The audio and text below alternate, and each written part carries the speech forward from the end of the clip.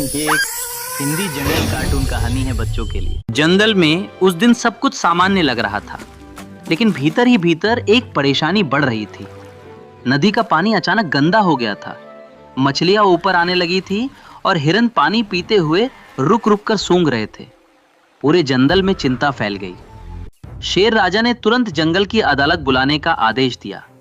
सारे जानवर बड़े बरगद के नीचे इकट्ठा हो गए। हाथी, भालू, बंदर, हिरन, खरगोश, तोता, कछुआ और लोमड़ी सभी मौजूद थे। शेर राजा ने गंभीर आवाज में कहा, नदी पूरे जंगल की है।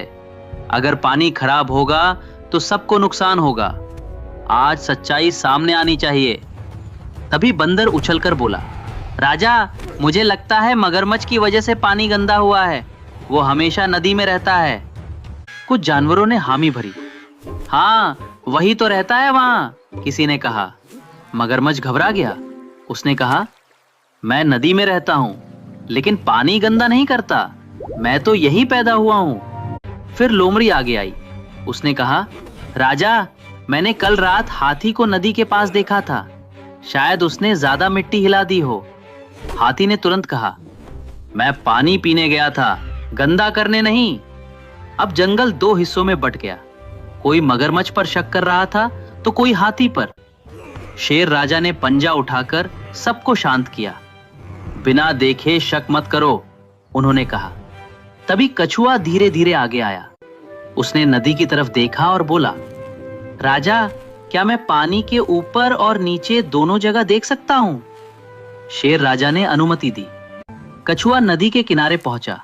उसने पानी सूंघा, मिट्टी देखी और फिर ऊपर की ओर इशारा किया। समस्या नदी के अंदर नहीं, कछुए ने कहा। समस्या ऊपर से आ रही है।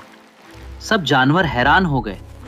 कछुआ बोला, नदी के पास जो नया पत्थर का रास्ता बना है, वहीं से मिट्टी और कचरा बह रहा है। सबकी नजरें लोमड़ी की ओर गईं। लोमड़ी सकपका गई। कुछ पल चुप रहने के बाद उसने कहा, मैंने ही वो रास्ता बनवाया था।